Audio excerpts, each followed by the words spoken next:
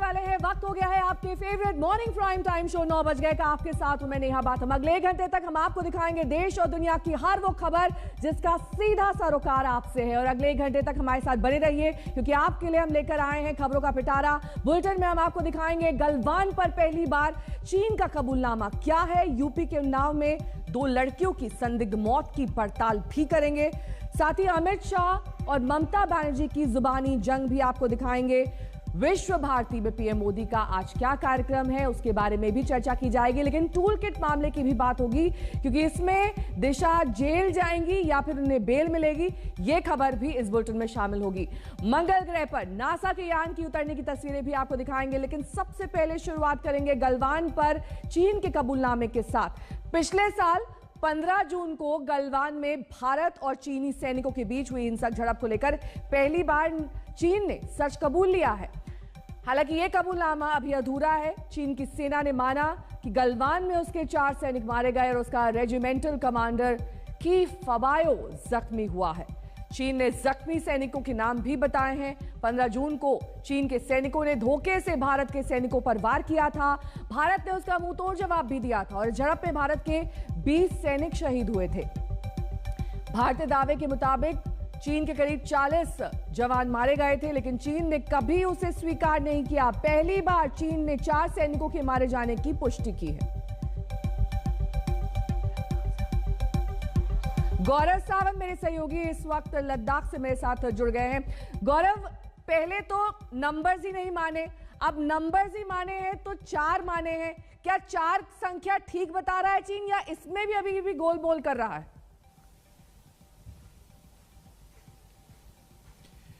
चीन का 8 महीने बाद कबूलनामा तो आया है, लेकिन यह कबूलनामा अर्ध सत्य है। चीन ने यह माना कि चीन के 4 सिपाही मारे गए और 1 कमांडर घायल हुआ, लेकिन यह चीन ने तब माना जब बेजिंग डेडलाइन से रूस की एक एजेंसी तास ने लिखित में कहा कि 45 चीन के सिपाही गलवान में मारे गए थे 15 जून 2020 को। यही नहीं, आर्मी कमांडर नॉर्दर्न कमांड ने आज तक से जब खास बातचीत की यही लद्दाख में आज से 2 दिन पहले, तो उन्होंने कहा मेरे प्रश्न के उत्तर में कि उनके अनुमान के मुताबिक लगभग 60 चीनी सिपाहियों को स्ट्रेचर पर उठा के ले जाया गया था। और यह भारत का बहुत ही कंजर्वेटिव एस्टिमेट है।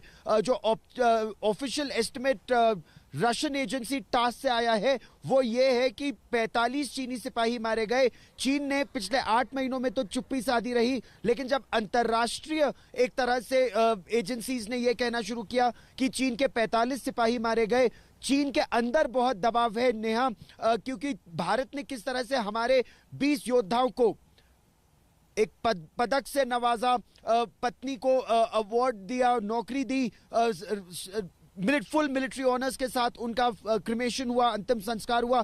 चीन ने ऐसा कुछ नहीं किया, तो चीन में इस पर दबाव बन रहा था। तो लगभग 8 महीने बाद चीन के सेंट्रल मिलिट्री कमीशन ने यह कबूलनामा दिया है कि उनके 4 सिपाही मारे गए हैं और कमांडर को उन्होंने एक मिलिट्री अवार्ड दिया है, लेकिन यह चीन का अर्ध सत्य है। बिल्कुल दोहरा चरित्र चीन का एक बार फिर से सामने आया। बहुत बहुत शुक्रिया गौरव इस तमाम जानकारी के लिए आपका। रुक करेंगे अगली खबर का, बात करेंगे जम्मू कश्मीर की। जम्मू कश्मीर में आज आतंकियों की बड़ी साजिश को सुरक्षा बलों ने नाकाम कर दिया है। आपको बता दें शोपियां में एनकाउंटर में सुरक्षा बलों ने 3 आतंकियों को ढेर किया है। आतंकियों के कब्जे से 2 AK-47 राइफल, एक पिस्टल बरामद की गई है। इलाके की कोम्बिंग ऑपरेशन इस वक्त भी चल रही है। एक एनकाउंटर बडगाम के बीरवा में हुआ है। यहां special police officer Altaf Ahmad शहीद हो गए। शुजा उल हक में सहयोगी इस वक्त तमाम जानकारी के साथ जुड़ गए हैं। शुजा, क्या कोम्बिंग ऑपरेशन इसलिए किया जा रहा है कि वहां पर और आतंकी हो सकते हैं या फिर पूरी तरीके से जगह को अब सैनिटाइज किया जा चुका है?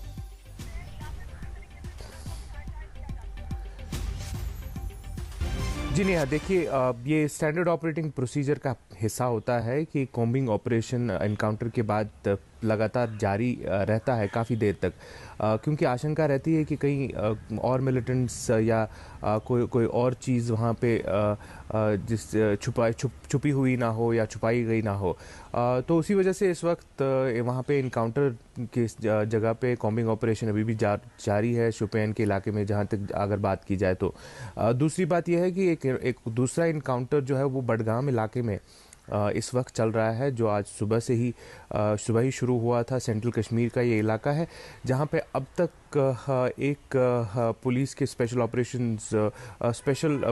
पुलिस ऑफिसर जो होते हैं उनका वो मारे गए और दूसरा एक पुलिस के एहलकार दूसरे भी जख्मी हुए हैं। ये इनकाउंटर अभी भी जारी है। अभी तक पुलिस का साफ यही कहना है कि ऑपरेशन प्रोग्रेस में है। उसकी डिटेल अभी तक ये पूरी तरह से दी नहीं गई है, लेकिन बड़ी कामयाबी ये है कि शोपियान में 3 जो है मिलिटेंट्स को मार दिया गया है। साथ ही आपसे ये जानना चाहेंगे शुजा कि जिस तरीके से आज एक बड़ी कामयाबी यहाँ पर सुरक्षा बलों को हासिल हुई है, किस तरीके के इनपुट्स थे? क्या लगातार जो इस तरीके की घटनाएं सामने आ रही है उसे लगता है कि घाटी में अशांति पैदा करने की ये बार बार कोशिश की जा रही है और इसे नाकाम किया जा रहा है? जी नेहा, देखिए ये इनकाउंटर कल रात को शुरू हुआ और इसमें सुरक्षा बलों को ही इनपुट मिला था कि ये लगभग 2 से 3 जो है मिलिटेंट्स इस इलाके में, शोपियान के इलाके में मौजूद हैं, तभी एक सर्च ऑपरेशन शुरू किया गया था। तो कुल मिला के देखें तो ये एक हिसाब से इसका ये मतलब भी निकलता है कि सुरक्षा बल लगातार अपनी ऑपरेशन जो है वो उनमें तेज़ी ला रहे हैं और उसी वजह से ऐसे इनकाउंटर्स हो रहे हैं जिनमें मिलिटेंट्स के या तो पकड़े जा रहे हैं या मारे जा रहे हैं। तो जहां एक तरफ मिलिटेंट्स के द्वारा भी हमले किए जा रहे हैं, जैसे हमने कल ही 2 दिन पहले ही देखा कि यहाँ श्रीनगर में भी एक हमला हुआ था जब बाहर के डिप्लोमेट्स आए हुए थे, एक ईटरी पे हमला हुआ। लेकिन दूसरी तरफ सुरक्षा बल भी लगातार अपनी ऑपरेशंस जारी रखे हुए हैं और जिसमें मिलिटेंट्स या तो पकड़े जा रहे हैं या मारे जा रहे हैं। बहुत बहुत शुक्रिया शुजा इस तमाम जानकारी के लिए आपका। बात अब महाराष्ट्र कांग्रेस के अध्यक्ष नाना पटोले के विवादित बयान की करेंगे। पेट्रोल डीजल की कीमतों में लगी आग से महाराष्ट्र में सियासी शोले भड़क गए हैं। सूबे में ताजा कांग्रेस प्रमुख का पद संभालने वाले नाना पटोले ने महानायक और खिलाड़ी कुमार को धमकाया, यानी कि अक्षय कुमार को। यह कहा है कि महंगे पेट्रोल डीजल पर ट्वीट नहीं किया तो शूटिंग और फिल्में आपकी रोक देंगे। अब अगर वो नहीं बोलेंगे या न्याय के विरोध में नहीं बोलेंगे तो हम महाराष्ट्र में अमिताभ बच्चन का शूटिंग, अभी अक्षय कुमार की शूटिंग या उनके पिक्चर भी रिलीज नहीं। हिंदी सिनेमा के महानायक अमिताभ बच्चन से क्यों खफा है नाना पटोले? बॉलीवुड के खिलाड़ी अक्षय कुमार की फिल्मों की शूटिंग रोकने की धमकी क्यों दे रहे हैं महाराष्ट्र कांग्रेस के अध्यक्ष नाना पटोले? के पिक्चर भी रिलीज नहीं होने देंगे। पटोले की गुस्से की वजह है इन दोनों स्टार्स का 9 साल पुराना ट्वीट। तब देश में यूपीए की सरकार थी। पेट्रोल डीजल की बढ़ती कीमतों के खिलाफ अपनी परेशानी का इजहार करने वालों में अमिताभ बच्चन भी थे और अक्षय कुमार भी। पटोले ने खुद अपनी नाराजगी की वजह बताई। मनमोहन सिंह साहब की सरकार थी केंद्र में, तब अमिताभ बच्चन जी हो, अक्षय कुमार जी हो, ट्वीट के माध्यम से पेट्रोल और डीजल के बारे में वो लोग बताते थे कि 25 और 30 रुपए का पेट्रोल आज ये लोग महंगा बेच रहे हैं। आज अंतर्राष्ट्रीय बाजार में कच्चे तेल के दाम कम होने के बाद भी जिस तरह से डीजल पेट्रोल के दाम बढ़ाकर, गैस के दाम बढ़ाकर हिंदुस्तान की जनता के जेब काटने का महापाप भाजपा की, नरेंद्र मोदी की सरकार जो कर रही है, आप क्यों नहीं बोल रहे हैं? पटोले के मुताबिक ये उनकी नहीं बल्कि जनता की डिमांड है, क्योंकि जनता पैसे चुकता कर अमिताभ और अक्षय की फिल्में देखती है। आपकी लोकप्रियता जो है, लोग पैसे देकर आपको, टिकट लेकर आपको देखते हैं, लेकिन महाराष्ट्र में अब ऐसे लोगों को जो दबाव में लोगों के प्यार को इस तरह से इस्तेमाल करते हो, ऐसे लोगों की पिक्चर महाराष्ट्र में कभी देखी नहीं जाएंगी, शूटिंग भी नहीं होगा। अमिताभ जी, अक्षय कुमार जी, ये हमारी धमकी नहीं है, हम लोकतंत्र की बात करते हैं। नाना पटोले की इस धमकी पर महाराष्ट्र की सियासत गरमाने लगी। नाना पटोले जी का ये पब्लिसिटी स्टंट है।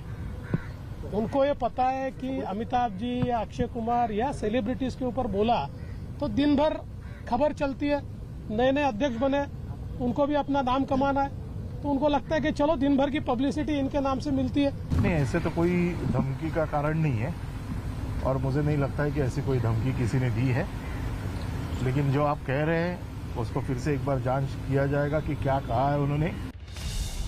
पेट्रोल की धमकी से कई सवाल खड़े हो रहे हैं। कोई शख्स कब किस मुद्दे पर आंदोलित होगा, कब क्या बोलेगा, क्या ये कोई दल या फिर सरकार तय कर सकती है? क्या किसी निजी व्यक्ति को अपने मन मुताबिक बयान देने के लिए मजबूर किया जा सकता है? सबसे अहम बात तो ये है कि जब महाराष्ट्र में एक बार फिर कोविड संक्रमण के केस लगातार बढ़ने लगे हैं। सत्ताधारी दल के मुखिया के रूप में क्या पटोले की जिम्मेदारी ये नहीं है कि वो इस बीमारी की रोकथाम के काम में लगे? भंडारा से वेंकटेश के साथ कमलेश सुतार, मुंबई आज तक।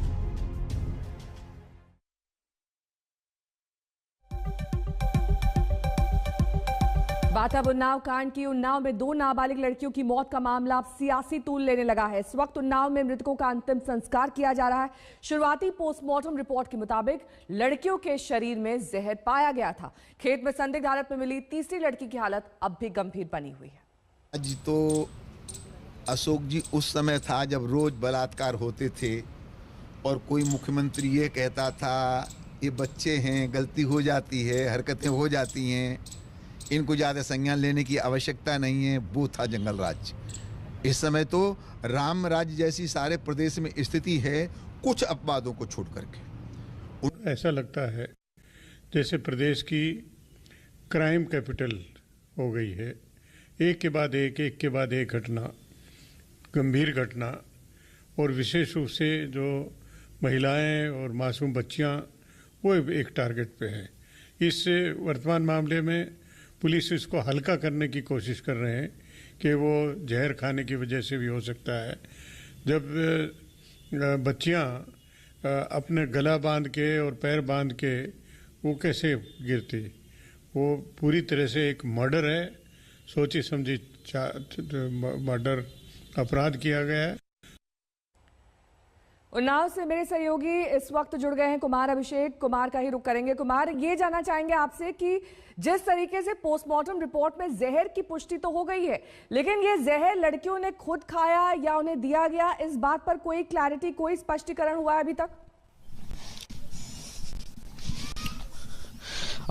नेहा, देखिए अभी तक बिल्कुल कोई क्लैरिटी नहीं है कि आखिर ये जहर कैसे उनके शरीर तक पहुंचा। लेकिन पहले मैं आपको तस्वीरें दिखा दूं। यहाँ पर आखिरी संस्कार, अंतिम संस्कार की शुरुआत हो चुकी है। तो देख लीजिए आप, ये पुलिस वालों की भारी मौजूदगी है। साथ साथ लड़कियों के जो शव हैं वो ले जाए जा रहे हैं उनके लास्ट राइट के लिए, और गांव वाले हैं, परिवार के लोग हैं, और साथ साथ पुलिस की भारी व्यवस्था इस वक्त आपको यहाँ इस गांव में दिखाई दे रही है। दोनों लड़कियों के जो शव हैं वो आखिरी संस्कार के लिए ले जाए जा रहे हैं। और जो स्थिति ये है, इस वक्त पूरा का पूरा इलाका छावनी में तब्दील है। तकरीबन 9 थाने की पुलिस है, 2 जिलों की पुलिस यहाँ पर आई हुई है, और तमाम जो आला अधिकारी हैं उन्होंने यहाँ कैंप कर रखा है। गांव में इस वक्त जो माहौल है वो ये है कि आखिर ये सब कुछ हुआ कैसे, कौन लोग इसके पीछे हैं, ये तमाम चीज़ें इस वक्त सबकी जुबान पर है। लेकिन सबसे बड़ा सवाल वही है कि आखिर ये है क्या, क्योंकि जो पोस्टमार्टम हुआ है उसमें किसी तरह की एंटीमार्टम कोई इंजरी नहीं मिली है, किसी तरीके का चोट के निशान नहीं है, लेकिन जहर है। और दोनों लड़कियों के शरीर में ये जहर मिला है। उनके विसरा को प्रिजर्व किया गया है। जो तीसरी लड़की है वो इस वक्त कानपुर के रिजेंसी अस्पताल में जिंदगी और मौत से इस वक्त जूझ रही है। तो इस वक्त हम आपको ये दृश्य दिखा रहे हैं, ये उन्नाव के उस गांव का दृश्य है। आप देखिए चारों तरफ पुलिस की भारी मौजूदगी इस वक्त दिखाई दे रही है। लड़कियों का जो शव है वो ले जाया जा रहा है गांव के पास ही, तकरीबन यहाँ से 1 किलोमीटर की दूरी पर परिवार और गांव के। ठीक है, आपके पास लौटेंगे। तकनीकी दिक्कत है। बात करेंगे अब पश्चिम बंगाल की। अमित शाह के मिशन बंगाल का दूसरा दिन आज है, और आज पीएम मोदी का भी बंगाल से जुड़ा एक कार्यक्रम है। आपको बता दें कि विश्व भारती यूनिवर्सिटी के दीक्षांत समारोह को संबोधित करेंगे प्रधानमंत्री। ये लंबा चौड़ा कार्यक्रम अमित शाह के कार्यक्रम के बीच में ही होगा। शाह के बंगाल दौरे का दूसरा दिन, और कल भी हमने देखा था कि बेहद व्यस्त कार्यक्रम के बीच अमित शाह पश्चिम बंगाल पहुंचे थे। जय श्री राम, जय श्री राम। पश्चिम बंगाल की सड़कों पर धूमधाम के साथ दौड़ रहा है परिवर्तन रथ। देश के गृह मंत्री और बीजेपी के स्टार प्रचारक अमित शाह रथ लेकर जब दक्षिण 24 परगना की सड़कों पर कल निकले तो उत्साही लोगों की भीड़ सड़क। बीजेपी को लोगों में बढ़ रहे इसी उत्साह का शायद नतीजा है कि शाह ने कल की रैली में ताल ठोक कर कह दिया कि बंगाल में बीजेपी का कमल खिलेगा। ममता दीदी, तृणमूल के गुंडों ने हमारे 130 कार्यकर्ताओं को मार डाला है, उनकी शहादत व्यर्थ नहीं जाएगी। बंगाल की धरती पर ताकत के साथ कमल खिलने वाला। पश्चिम बंगाल में चुनावी साल है, लिहाजा रैलियों का रेला है। शाह की रथ यात्रा के जवाब में टीएमसी की बाइक जनसंपर्क रैली हुई, जमकर वार पलटवार हुए। टीएमसी का एक ही नारा है, भतीजा बढ़ाओ। भतीजे के कल्याण के अलावे टीएमसी के मन में और कोई कल्याण नहीं। मित्रों, नरेंद्र मोदी जी का नारा है सबका न्याय, सबका साथ, सबका विकास। এতই যদি তোদের দিদি আর ভাতিজা বলতে হয় তাহলে আমি চ্যালেঞ্জ করছি অমিত শাহকে, first you contest with Abhishek Banerjee and tell the name Netaji की जयंती के कार्यक्रम के दौरान जय श्री राम के नारे पर भड़क गई थी ममता बनर्जी। शाह की रैली में जमकर जय श्री राम के नारे लगे और ममता पर वार भी हुआ, जिस पर ममता ने पलटवार भी किया। कोर्ट में से परमिशन लेनी पड़ती है। सरस्वती पूजा बंद करा दी थी। ये तो दबाव आया भाजपा का कि दीदी सालों के बाद सरस्वती पूजन करती हुई दिखाई पड़ी है। मुझे तो बहुत अच्छा लगा, दीदी सरस्वती पूजन कर रही है। सरस्वती पूजा नहीं होता, उन्होंने सरस्वती पूजा शुरू किया। ओके, जिज्ञेस करो सरस्वती पूजा मंत्र बोला गई। जय श्री राम। आज शाह की बंगाल यात्रा का दूसरा दिन है तो पीएम मोदी का वर्चुअल कार्यक्रम है। पीएम मोदी विश्व भारती के दीक्षांत समारोह को वर्चुअली संबोधित करेंगे। प्रधानमंत्री मोदी बीरभूम जिले में स्थित प्रतिष्ठित विश्व भारती यूनिवर्सिटी के कुलाधिपति भी हैं। शिक्षा मंत्री रमेश पोखरियाल निशंक और राज्यपाल जगदीप धनखड़ भी कार्यक्रम में मौजूद रहेंगे। अमित शाह आज कोलकाता में नेशनल लाइब्रेरी में शहीदों को श्रद्धांजलि देंगे। वो विप्लवी बांग्ला प्रदर्शनी का शुभारंभ भी करेंगे। साफ है, पश्चिम बंगाल आज भी सियासी रूप से गर्म रहने वाला है। आज तक। नमस्कार, मैं हूं अंजना ओम कश्यप। हमें उम्मीद है ये वीडियो आपको पसंद आया होगा।